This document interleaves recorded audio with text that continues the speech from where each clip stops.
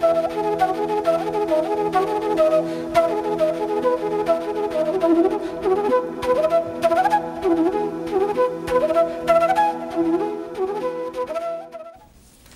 afternoon. Welcome to EduSet Network. Friend, as you know, we are having discussion on sociological thought.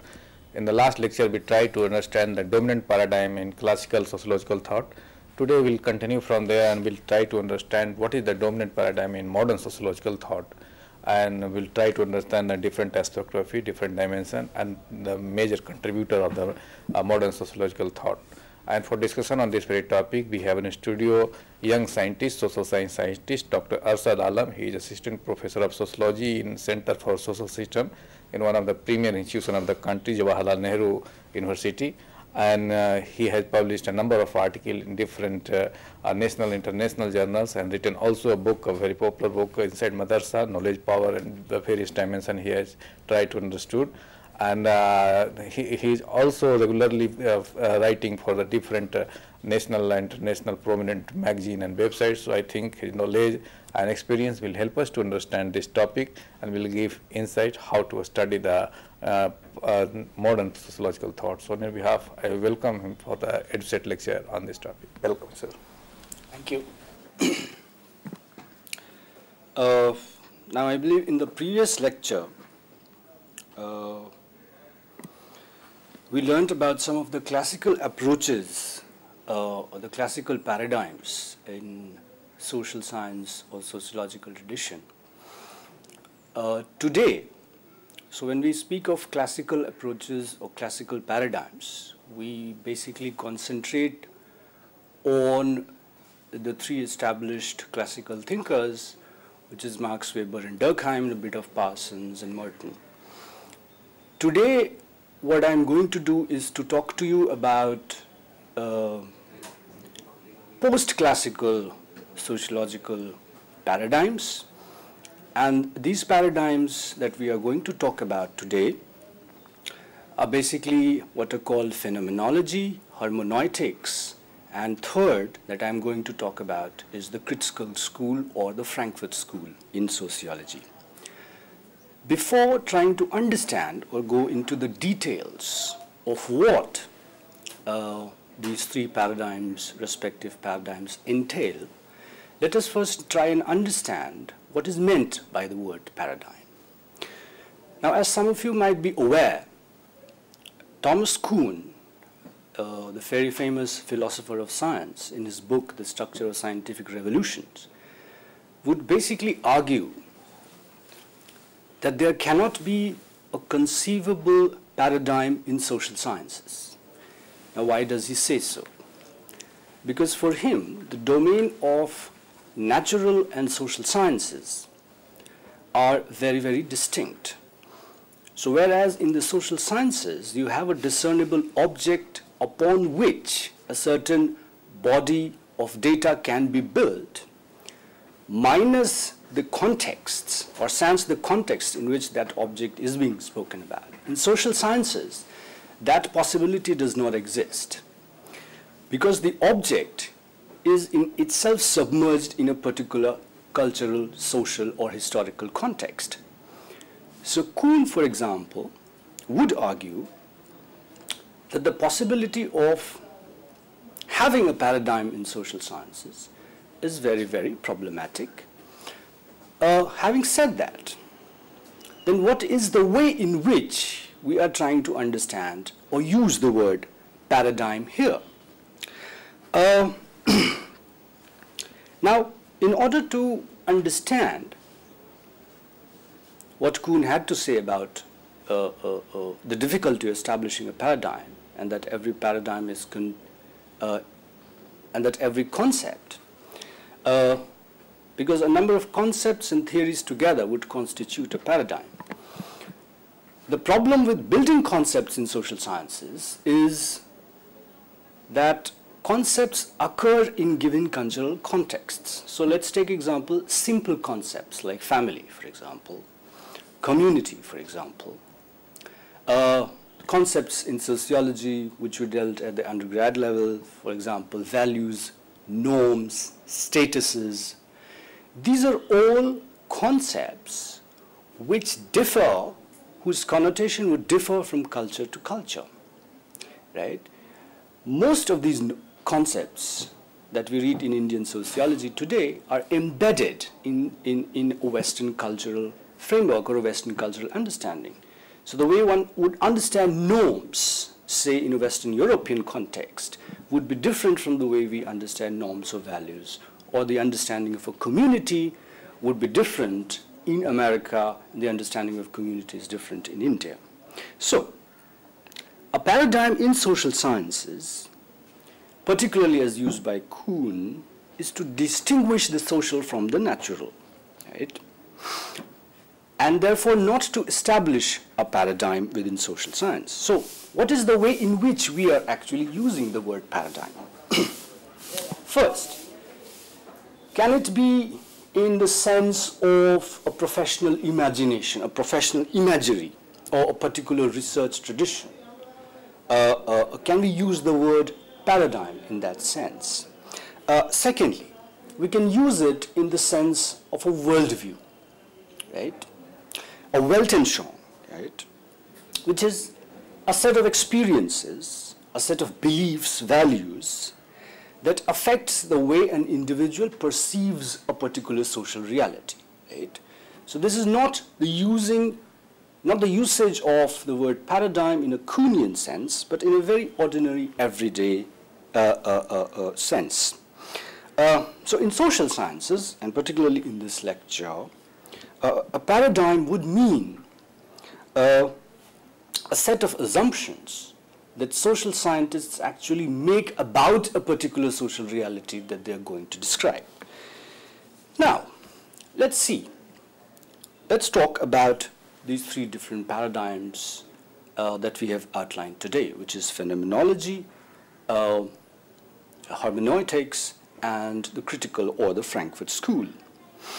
Now, at the outset, let me make it very clear that all these paradigms contain within them different sets of approaches. Right? So within phenomenology, it is not that all thinkers are speaking about the same thing. Or within hermeneutics or within the critical school, everybody is speaking about the same thing with the same set of assumptions. No. We speak of a paradigm called phenomenology because most of these thinkers who worked within the worldview of phenomenology held certain assumptions together about society. And in that sense, we are actually talking about three distinct paradigms. What is phenomenology? Let us start, right? Phenomena plus logos, right? And this comes from the Greek word. Phenomena is that which appears. That which appears at the object, and logos is to study.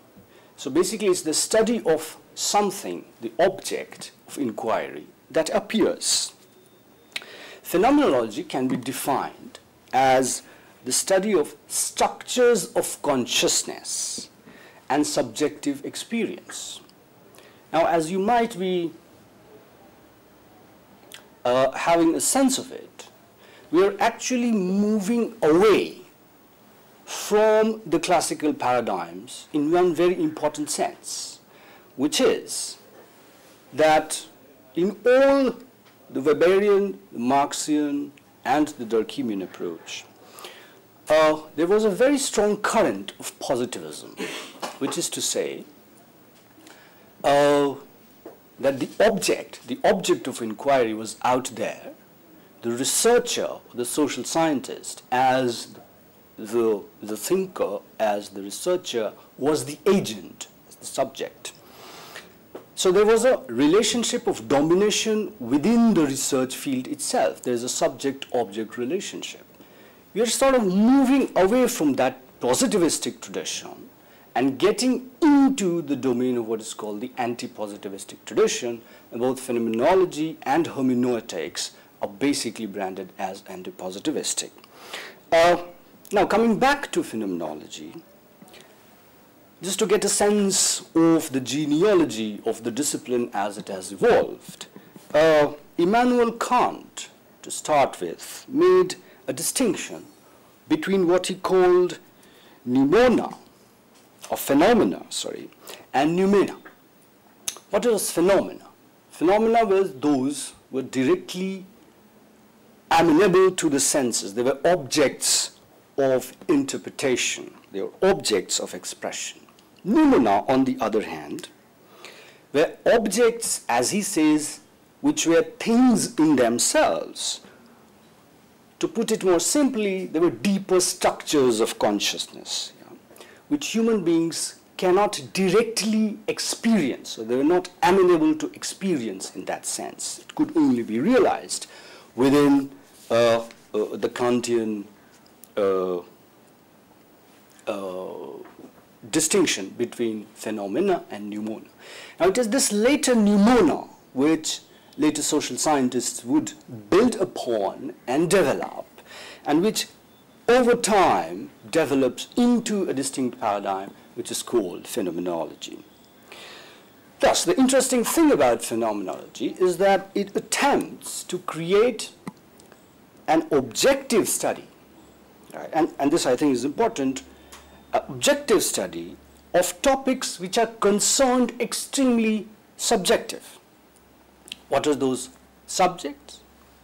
Consciousness, judgments, perceptions, emotions. Now these objects as subjects lie in a very, very subjective domain. How does one study them? Now, by saying that this is an objective study of a subjective field is not to suggest that phenomenology claims to be an objective research. In fact, the reverse is true. Yeah? Phenomenology rejects objectivity in social science research in toto, and that actually constitutes one of the first and possibly one of the most important also assumptions that phenomenology makes.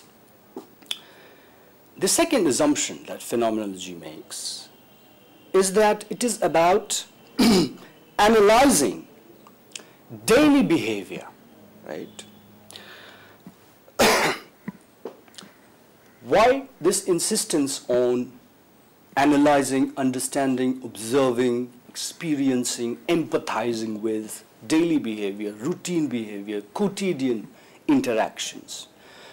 Because the people who worked within this paradigm had this assumption that this is a far more richer way of understanding social nature, of explaining societal behavior. The third assumption that phenomenology makes is that it is concerned primarily with persons, not individuals. Now, this is not very hard to understand because the whole of sociology, in fact, does it. So when we speak of individuals, we are actually talking about somebody who is not oriented towards society, right? And if you see the contribution of Mead, I, me, myself, and the way he talks about the whole development of the self, there is a certain reciprocity between I and me. So the me is the socialized aspect of I.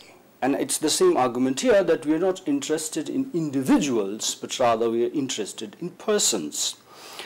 And the fourth is that it tries to capture conscious experiences. So it's not a psychoanalytic study in that sense, or a psychoanalytic paradigm in that sense, but it's fundamentally about capturing conscious experience, not the unconscious experience. Now, after Kant, a lot of people have written, which are today called broadly within the paradigm or discipline of phenomenology. Hegel has contributed fundamentally to it in his book Phenomenology of the Spirit. Edmund Husserl, the philosopher, has contributed immensely to it. Martin Heidegger, right, has contributed to the development of phenomenology as a discipline. and so has Alfred Schutz, which is more important for us because he was working within the domain of sociology and he applied phenomenological concepts into sociology. Now the thing about Husserl was that Husserl conceived human beings as having constituted by the status of consciousness, by the states of consciousness. Whereas Heidegger counters that and says that consciousness is peripheral to one's existence. So in that sense, what Heidegger's shift is basically to rehabilitate phenomenology within the discipline of social sciences rather than to understand phenomenology as simply talking about the mind, concept, consciousness, perception, etc. Right? So within Heidegger, there would be therefore some sort of a shift or reciprocity between the context in which a certain consciousness would develop, and that context also becomes important for understanding the consciousness. Now, let us see some of the terminologies that have been associated with the paradigm of phenomenology or phenomenology. The first is intentionality. What is intentionality? In Norman parlance, we speak of, I have this intention of doing that, your intention was not correct, etc., etc. But this is not the way in which we understand intentionality in phenomenology. Because intentionality here means that consciousness is always consciousness of something. Yeah, it's not a vague thing, it's a very, very concrete thing in that sense. And intention should be understood as something which is intention. Intention. So you stretch the elastic and it becomes intention. So there is a certain stretching out element that is involved in the sort of usage of intentionality that we are doing here. So intentionality in phenomenology is that consciousness which stretches out, literally, which seeks out at the object of research. This object need not be a physical object at all times. So that you can be intentional towards a certain idea, etc., etc. Right? And intentionalities are what actually create the structures that the phenomenologists are interested in uncoding or decoding. The second important point, the second important terminology that I would like to introduce is intuition. What is intuition in phenomenology? Now, there is a relationship between intention and intuition, which is that if the intention is filled by direct apprehension of the object, if the intention is filled by the direct apprehension of the object, then we have what is called an intuitive subject. So it has to be filled. The intention has to be filled. Like, for example, having a cup of tea or coffee, right? Which is then we are seeing it, we are feeling it, and we are even experiencing it, and in a sense also imagining it, right? These are filled intentions, and the object, coffee, tea, piece of art, thought, is then understood to be intuited, right, in that sense. The third important terminology, which concerns phenomenologists, and they have written about it, is empathy. Empathy and intersubjectivity. Now, what is it? Now, empathy would literally mean stepping into somebody else's shoes, yeah, to put it very, very generally, right? To understand, to experience the emotion, the thought process that somebody else is going through, right? By placing yourself, the researcher places oneself in the position and situation of the other in order to understand the object here, thought process, or the object's consciousness, in order to better understand his intentionality and his intuitiveness in that sense. Now, this is very similar to Weber when he's talking about Verstehen as a method of social sciences, that without actually understanding we can not go anywhere further. But we'll have time to comment on Weber and how Weber has influenced both phenomenology and hermeneutics. For the time being, let's concentrate on empathy and intersubjectivity. Now, it is through empathy that one gets into what is called the intersubjective world.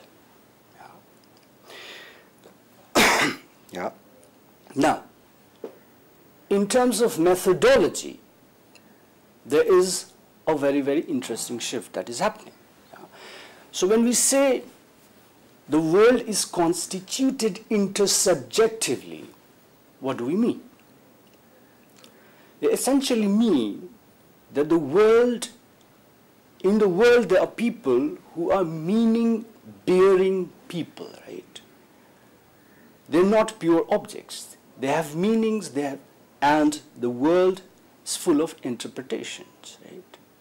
These interpretations are the representations that people work with in their mind, right?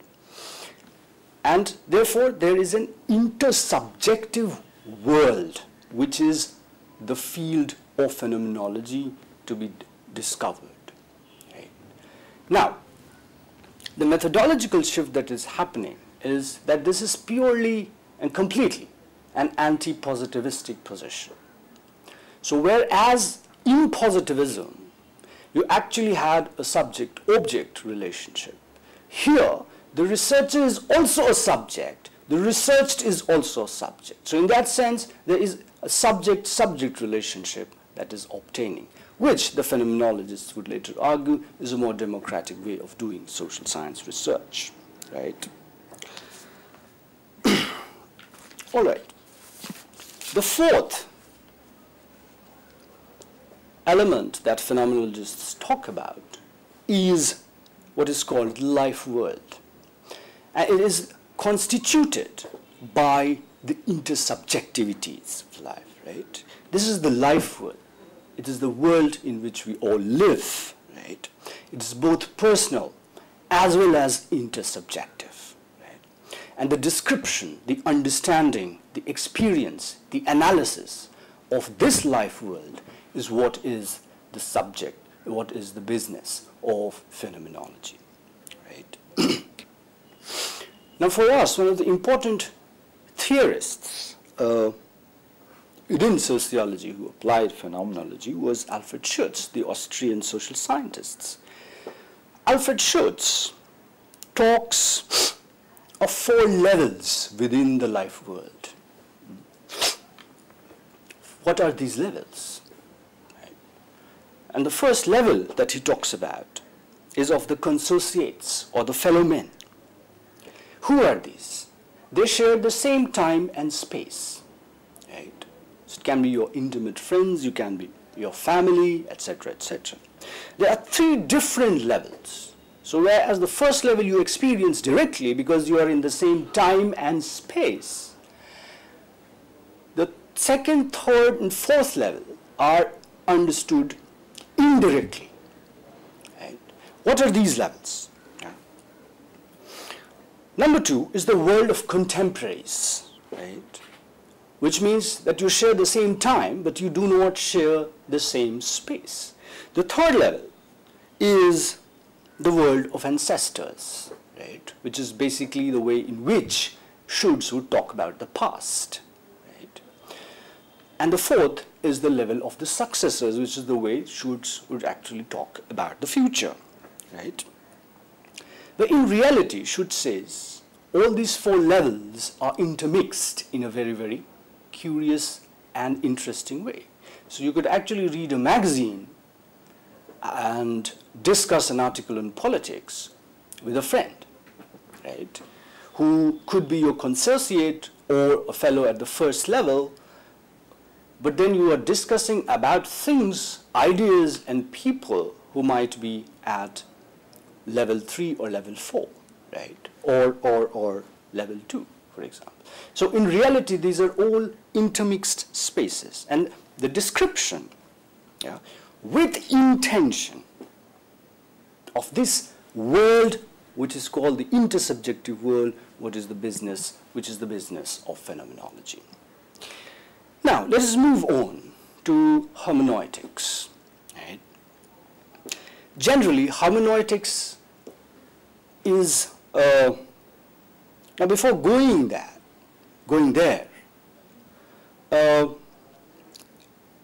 it's important to understand that the moot point, the fundamental point, between hermeneutics and phenomenology is that they are both concerned with what is called understanding. Understanding is playing a very important role in both hermeneutics and phenomenology. It was, of course, Weber who has talked a lot about Verstehen as a method, about understanding as a method, and how sociology cannot be a purely positivistic, objective social science research, so there is a need to understand the interpretative world.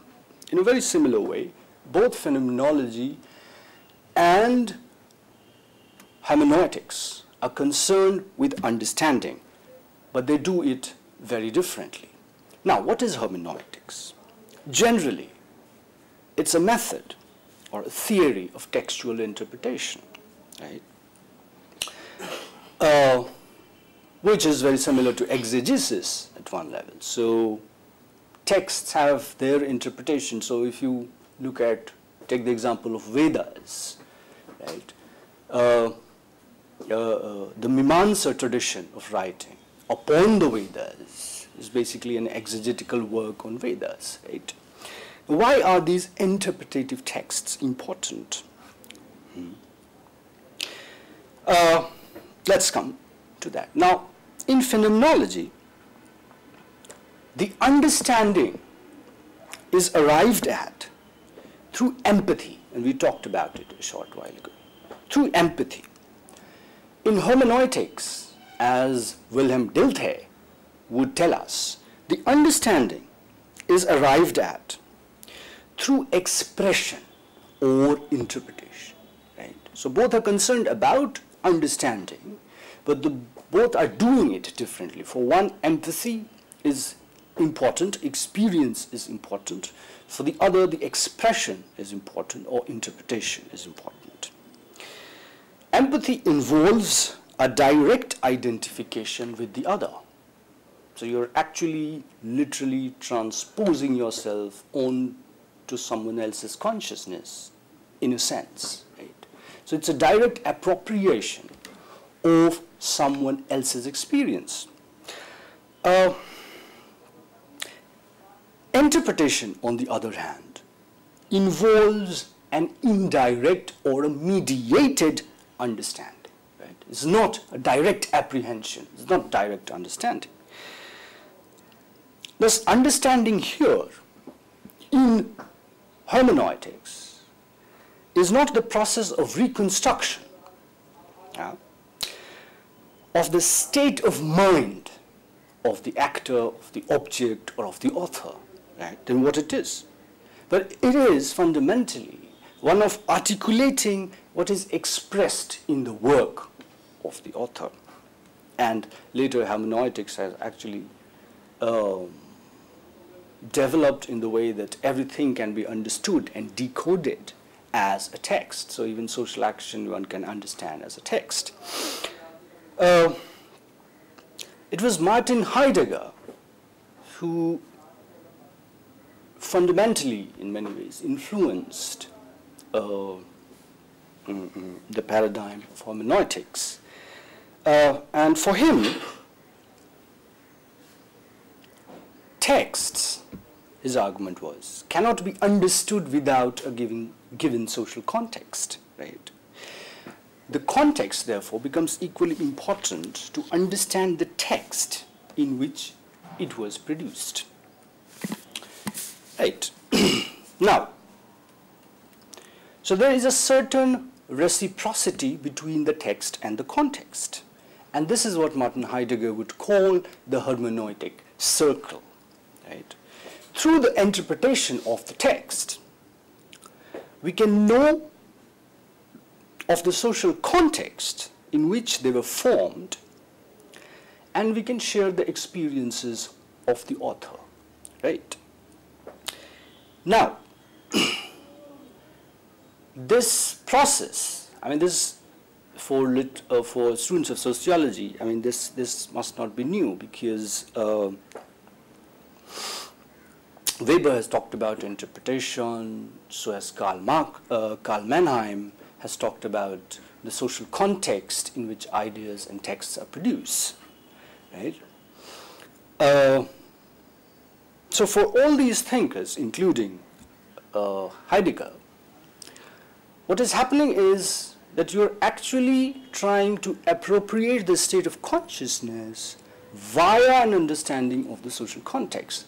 And therefore, the text, because it is representative of a certain state of consciousness, becomes an important element in the analysis of the hermeneutical tradition. Gadamer, a very important name when we talk about hermeneutics, would actually reject any positivistic reading within social science discipline, right? So for Gadamer, a text, and therefore necessarily the author, is never outside the tradition in which he is writing. So the text cannot be read outside its particular context. If it is read outside the context, it's necessarily misread, which is to say that, and Gadamer writes a lot about prejudice and the subjectivity that the author carries within himself or herself because of being located in a particular context, right? So Gadamer would actually reject any kind of objectivity in social science research.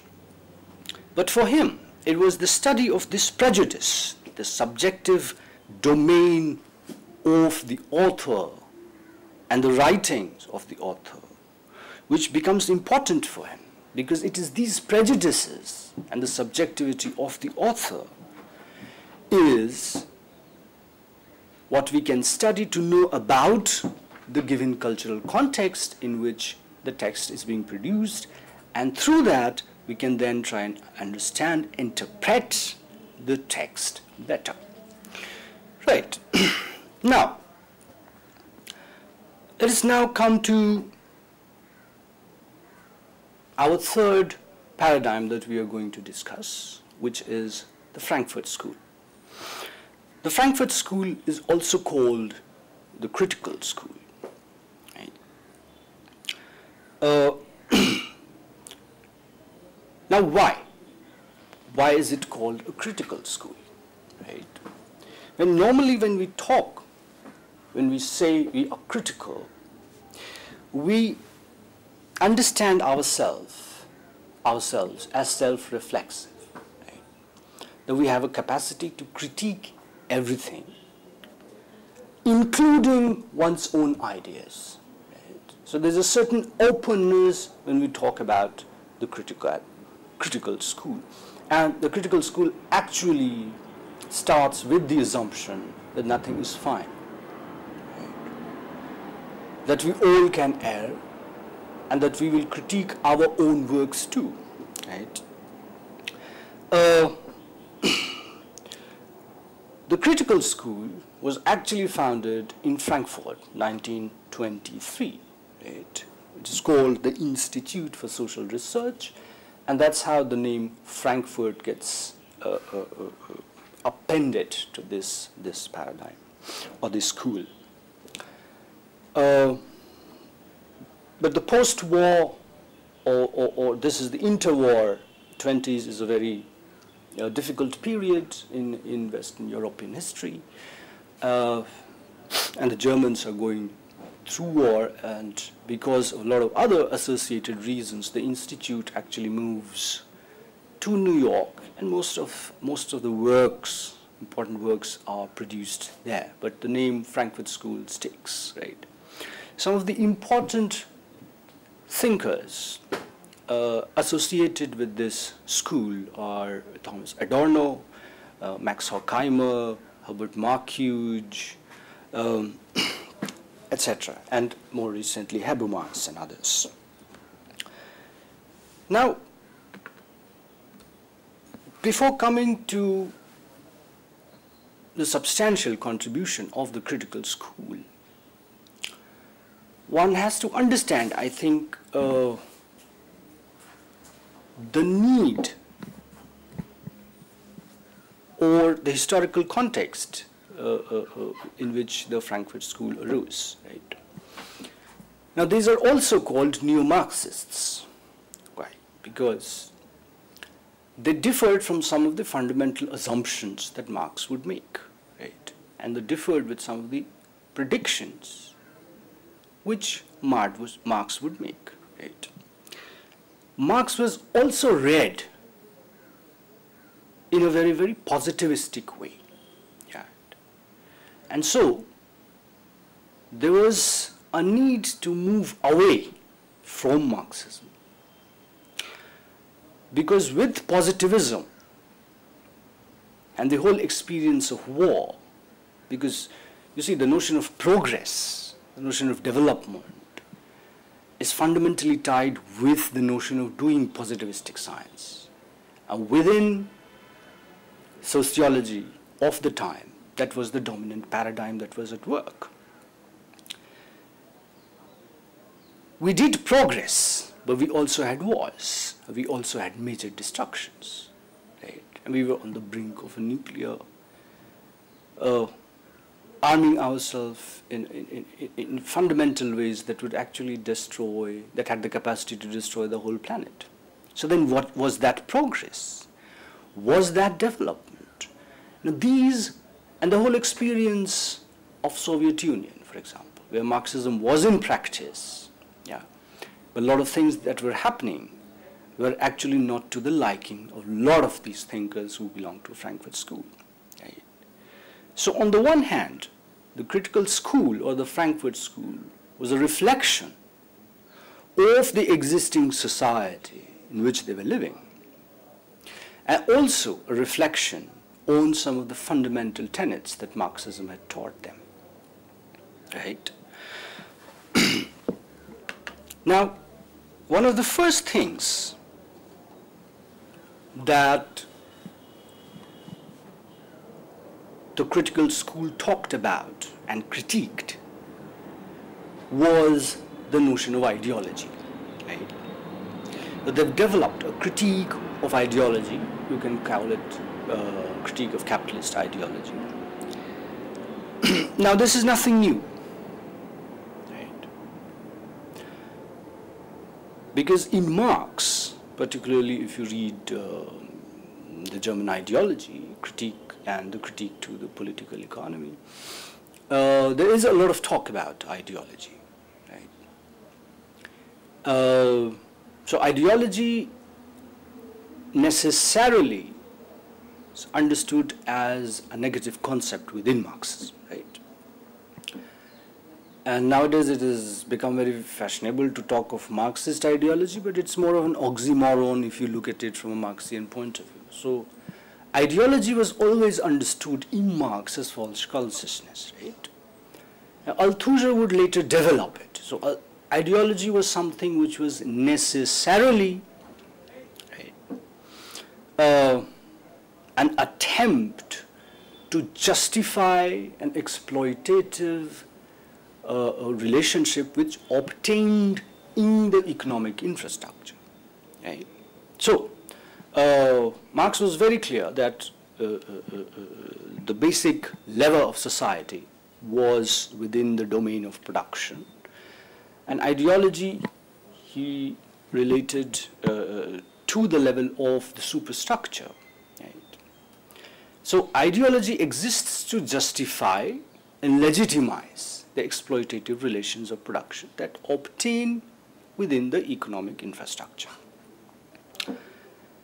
Given this, and Althusser actually makes it, takes the research a bit further by arguing that talking about the family, religion, etc., etc., and a similar thing is being done by the critical school here, would then argue that there is something called the reification of ideology. The ideology need not necessarily exist to justify the economic infrastructure or the exploitative relationship within the economic infrastructure. But it can have a relative autonomy. Right? So, the critical school, for example, concentrated a lot on critiquing the ideology of the capitalist system and locating this ideology within the superstructure. Right? Now, Marx and Althusser both did it, but the detailed description of this, the detailed taking up of this, the detailed analysis of this was actually being done by the critical school. So, one of the fundamental things, or one of the important books in this genre, was by Herbert Marcuse, called The One-Dimensional Man, which actually argues that the capitalist ideology works through a certain compartmentalization, right? That it dismembers your uniform self into multiple selves, so that you are actually becoming alien within a capitalist setup. You are actually alien to your own self, and you don't recognize it yourself, because the compartmentalization has become part of the common sense. Right? People like Adorno, for example, would write a lot on the media, how the media sustains, not only produces, sustains a certain ideology, right?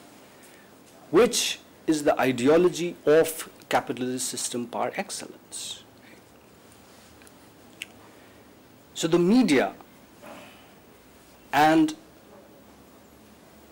a lot of critical theorists would actually concentrate on advertisements, and their experience is from the United States of America,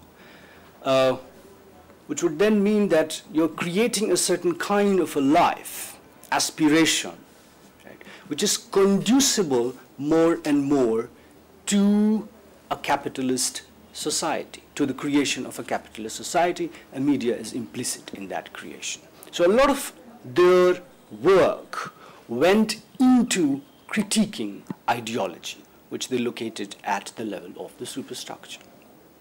The second thing that I want to talk about here is their critique of rationalization, or you can also call it the critique of Western civilization. Right? Now, as students of sociology, maybe we're a bit familiar with this, because if you read Weber, in Weber actually ends on a very, very pessimistic note when he's talking about rationality, right?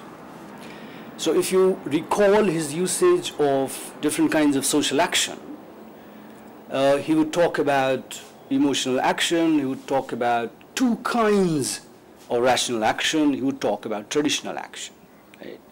These two kinds of rational action were what he calls the Zweck rational and the word rational, which is rational action in relation to value, rational action in relation to a goal. And towards the end, he actually said that it is only one form of rationality which is becoming the dominant form of rationality, which was rational action in relation to a goal. So we are all becoming goal-directed, right? And this, the instrumental rationality is triumphing over all other forms of rationality. And his pessimism was actually because it is this form of rationality which develops a bureaucracy around us from where we cannot escape, and he said that there is actually no escape from the iron cage. A very similar emotion actually engulfs a lot of these critical school theorists when they critique the rationality of Western civilization. And they understand, they bring technology into it. Right? So they understand rationality as a technological rationality, right? And link it up with domination. Right? So for example, no technology in any sense is value neutral, right? But there is an element of domination, control, social control, which is inbuilt within any technology. Right? So just reflect around you and think about our dependence, for example, on technology today, and it would be difficult sort of to say that who is more dependent on whom. So actually, in the first place, we create technology for our own usage. And what is bureaucracy? Bureaucracy is the social application of technology. So we create these structures for our purposes, but then more and more these structures start governing and controlling and dominating our life. Please understand that domination in critical school is not about force, but it's fundamentally about an informed consent, that you consent to your domination without, in fact, knowing it, because it is beneficial or it is helpful for you. So reason, or Western rationality in that sense, is a form of domination or control. Yeah. And the critical theorists would actually try and tell us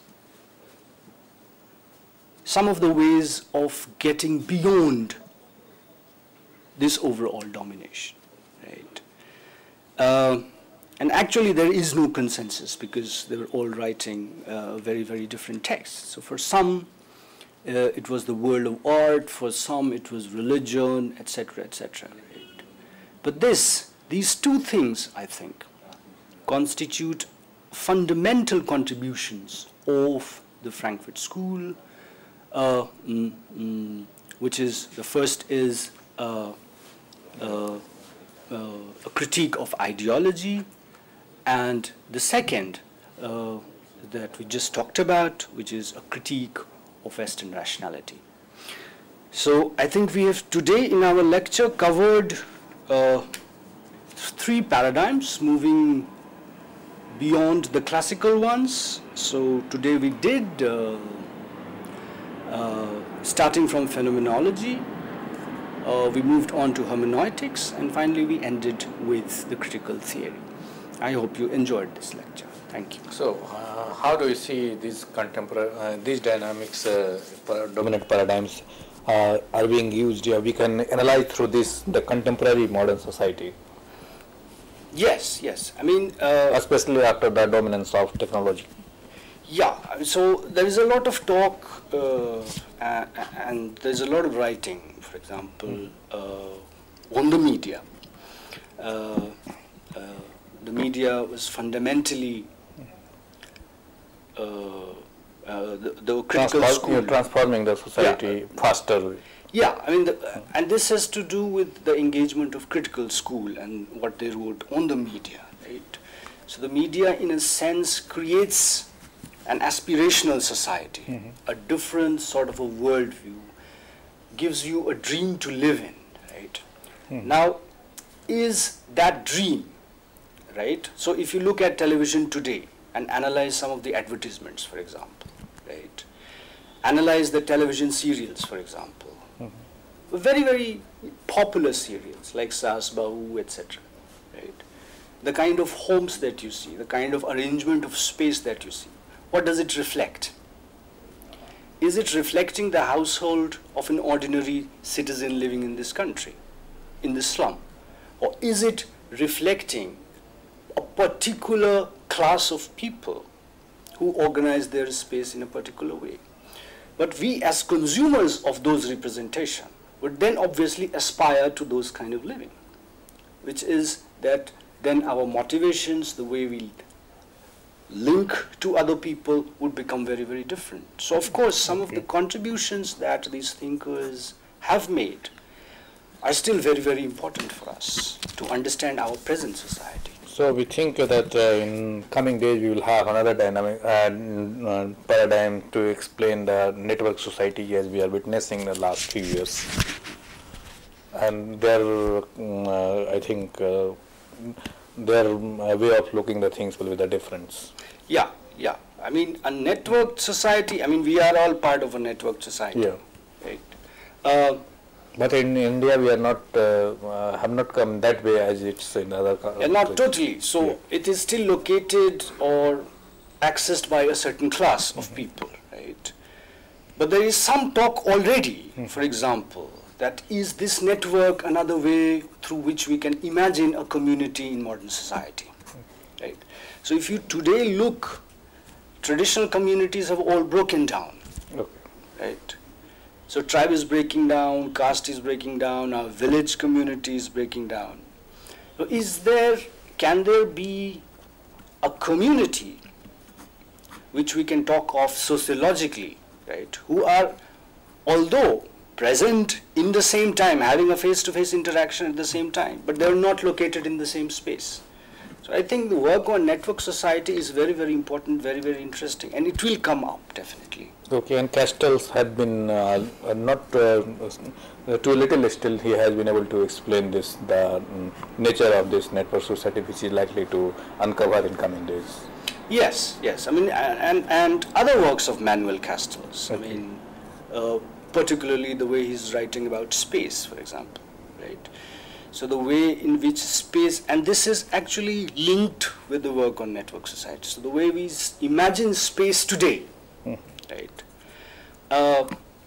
is very different from the way we imagined it in the early stages of industrial society, right? So if you look at the home and the factory, right?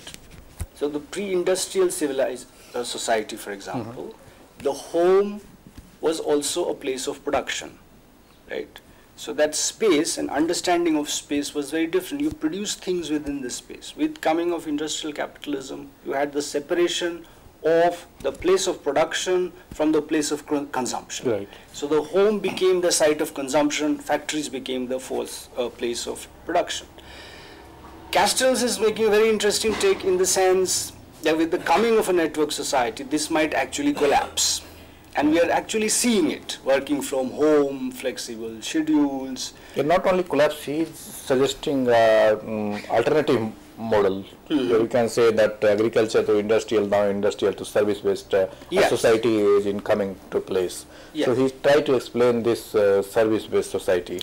So as an older generation of social science thinker, they might not be able to subscribe this idea. So what your take as a young social scientist? No, I think he makes a lot of sense when he is talking about it, right? The older generation of social scientists have been working on a very, very classical way of approaching social reality. Yeah, well, one reason, maybe this other reason, because they have also witnessed that whenever the new things come, on such things, society components, some society barriers, these barriers are attacked, but they find that they continue to exist. So that's why they have their own reservations. Yes, yes, they have. But let us look at the village, for example, today. Yeah. Right. And 5-6 years ago, there was a very lively debate going on whether we can talk about the village today in contemporary India. After the television has seeped in, after modernity has seeped in, can we talk of the village in the traditional sense? Can we talk of the village as a distinct space, right? As distinct from urban area? Because the kind of commodity consumption that you find in urban areas, you also find in rural areas. Yeah, we can also take question if there are any. Okay, so that is in fact the village society is transforming itself, but we can't say what is the way they are looking at the society, because what is traditional and what is the modern or whatever the new way of looking at things, that has not been clear now. That is in transitions. Yeah. So I think India, given the size and the diversity of the country, we find that Indian society is transforming, but not the way that social scientists or the crystals want to expect in the faster way. So, but do you hope that in given the condition, given the geographical and the social, political and economical condition of the society of India, and also in different regions, different exist, will come up? No, I mean change is ubiquitous. Change will Indian way of change, or the way he predicts. No, I mean he is talking of his own situation and he is reflecting in his own cultural context. Okay.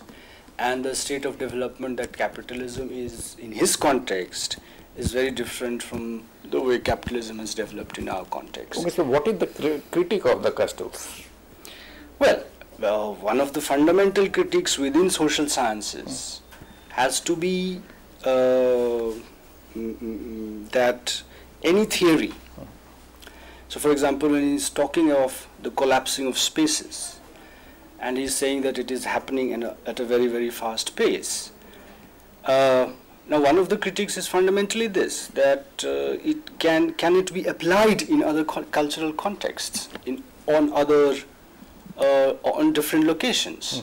So, is Castells important in understanding the social transformation in Africa, for example? Maybe not. Maybe not, yeah. And he has certain limitations when understanding the Indian situation. But he also talked about when the book became third, so cultural, forgetting the name, author's name. Alvin Toffler. Much debate went that times. So it's in that you can say in the domain of discussion, it's good, but in practice, in practical level, there are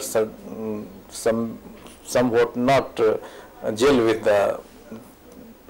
Yeah, definitely. I mean, the practicality of given social reality and social theory, they're not. They actually very few times they gel together. Okay. A social theory can explain society, but not necessarily all the time, right? And not necessarily in all its dimensions.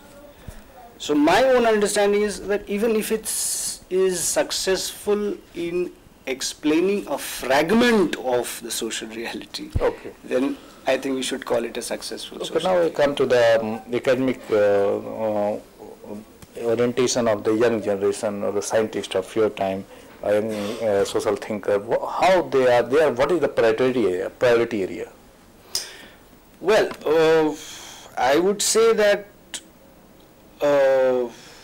in sociology particularly. Yeah, sociology, and what the discussion going among this group? There are a lot of things that are happening. Yeah. In sociology particularly, there is less and less of talk of doing theoretical research. We want to go empirical and try and see if the theory fits. There's also a lot of talk about areas on which we have not been working, right? Particularly the youth. So what the youth is today doing, sociology doesn't know actually. So things like these. So well, friends, young generation are thinking the other way, and they are more concerned about the practical purpose. So I think this is a good sign, and with this we conclude the lecture. I thank all of you for watching the lecture, and on behalf I thank Dr. Arshad Alam for giving such an insightful lecture on this great topic. Thank you very much.